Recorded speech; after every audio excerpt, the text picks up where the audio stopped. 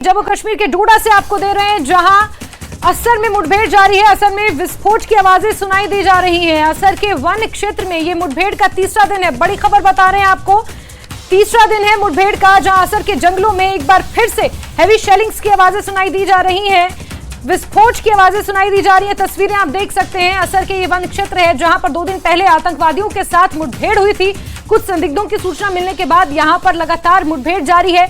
पूरे इलाके को कॉर्डन कर लिया गया है।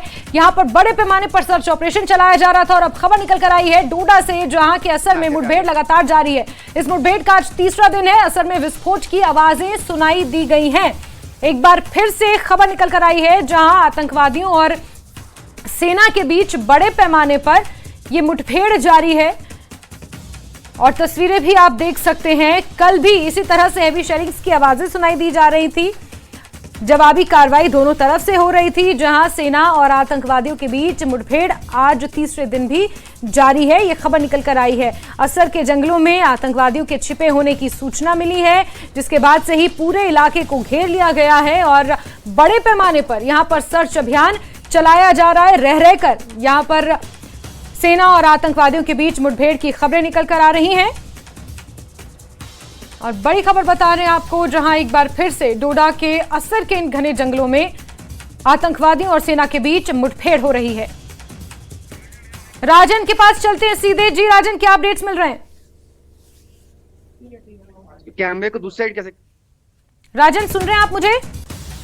चलिए राजन से संपर्क करते हैं। लगातार राजन नजर बनाए हुए हैं और इस बीच खबर निकल कर आई है जहां असर के जंगलों में आतंकवादियों के छिपे होने की सूचना मिलने के बाद बड़े पैमाने पर पूरे इलाके में सर्च अभियान चलाया जा रहा है। ये मुठभेड़ का तीसरा दिन है और एक बार फिर से विस्फोट की आवाजें सुनाई दी जा रही हैं। हमारे सहयोगी राजन लगातार मौके पर बने हुए हैं और जानकारियां वहां से साझा कर रहे हैं। राजन का एक बार हम रुक करेंगे। राजन, अगर आप सुन पा रहे हैं मुझे, तो क्या अपडेट्स मिल रहे हैं मौके से?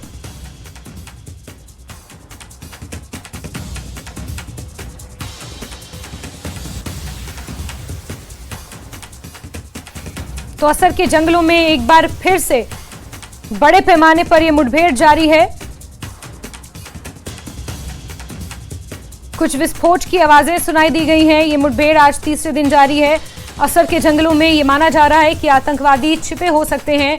डोडा का ये पूरा इलाका घने जंगलों से ढका हुआ है। और राजन, आप अगर सुन पा रहे हैं मुझे, साफ हो जाता है कि आज जो घना जंगल है, डेंस फॉरेस्ट, यहाँ 3 दिन पहले इनकाउंटर की शुरुआत हुई थी सिक्योरिटी फोर्सेस के साथ आतंकवादियों की, वो वापस जो है वो शुरू हो चुकी है। यहाँ पे वापस जो कांटेक्ट है एस्टैब्लिश हो गया है सिक्योरिटी फोर्सेस का। और जिस तरह की ग्रेनेड की ब्लास्टें लगातार एक के बाद एक यहाँ पे इस इलाके में आई हो, समूचा इलाका उन धमाकों की आवाज से गूंज उठा है। और ऐसे में साफ हो जाता है कि इन अपर रीचेस में कहीं ना कहीं अब सिक्योरिटी फोर्सेस को एक बड़ी लीड मिली है, जिससे कि ये साफ हो गया है कि जो ये आतंकवादी हैं उनकी लोकेशन जो है वो मिल चुकी है सिक्योरिटी फोर्सेस को। इस सिक्योरिटी फोर्सेस ने इलाके को रात से, हालांकि बरसात हुई, फॉग था, लेकिन उसके बावजूद कॉर्डन को जो है कम नहीं होने दिया। वहां पे जो डिप्लॉयमेंट थी जो सेना की, वो बढ़ाई गई सिक्योरिटी फोर्सेस की। उसके बाद आज अभी कुछ देर पहले यहाँ ग्रेनेड की बहुत आवाजें जो है वो सुनाई दी हैं, जिससे ये साफ हो जाता है कि सिक्योरिटी फोर्सेस और आतंकवादियों के बीच में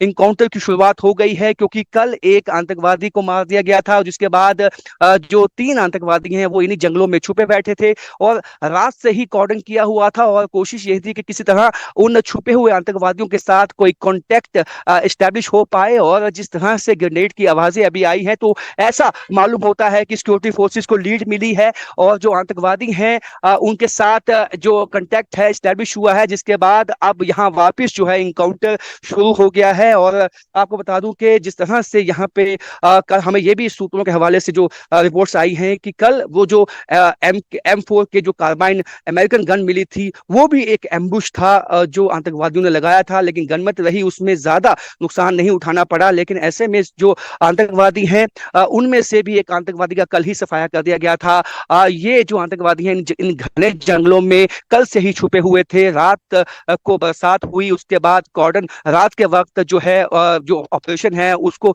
रोका गया, लेकिन वापिस जब सुबह जो फॉग हटी और इलाका जब साफ हो गया है, तो ऐसे में सिक्योरिटी फोर्सेस ने यहाँ पे कई जो है ग्रेनेड जो ब्लास्ट किए हैं उससे ये साफ हो जाता है कि कहीं ना कहीं सिक्योरिटी फोर्सेस ये जानती हैं कि आतंकवादी अभी ज़्यादा दूर तक भाग नहीं सकते हैं, वो इसी इलाके में ही छुपे हो सकते हैं। और ऐसे में जिस तरह के एक के बाद एक ग्रेनेड की आवाज़ें आई हैं और जो इलाका है वो दहल चुका है, तो ऐसे में ये साफ हो जाता है कि कहीं ना कहीं वो आतंकवादी इन्हीं जंगलों में ही छुपे बैठे हैं और कोशिश में है कि